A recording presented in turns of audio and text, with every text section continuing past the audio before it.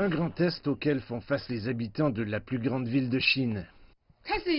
J'ai eu beaucoup de problèmes au début. Shanghai se met au vert, mais il semble que les autorités vont devoir faire preuve de patience.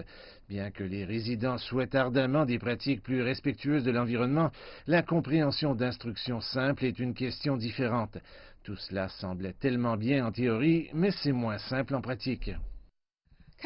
J'étais un peu confuse au début. Je pensais que toutes les ordures de la cuisine étaient des ordures humides, mais j'avais tort. L'environnement un peu chaotique a bien sûr présenté des occasions d'affaires. Les résidents qui ne veulent pas se donner la peine peuvent simplement commander en ligne les services d'un préposé au recyclage.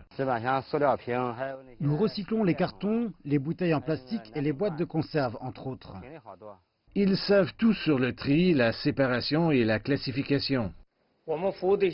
Nous avons des clients d'immeubles à bureaux et de quartiers résidentiels. Selon l'analyse, les citadins chinois produisent environ 270 000 tonnes de déchets humides par jour. Jusqu'à présent, la Chine a investi dans des installations capables de gérer plus du double de ce nombre. La nouvelle dynamique devrait créer un marché d'environ 140 milliards de yuan. Pourtant, il y a déjà un problème d'approvisionnement dans de nombreux magasins alors que les résidents cherchent à faire leurs réserves de poubelles. J'allais acheter une poubelle hier. Je comptais en acheter une de taille moyenne pour un usage familial. Mais elles sont déjà épuisées. Et les bennes à ordures intelligentes comme celle-ci ont attiré l'attention du secteur de la haute technologie. Plusieurs jours ont passé, les efforts ne se sont pas tous déroulés sans heurts. Les bennes à ordures ne sont disponibles que pendant certaines périodes de la journée, ce que certaines personnes trouvent peu pratique. Les autorités et les bénévoles tentent d'atteindre les personnes ayant un accès limité à l'information.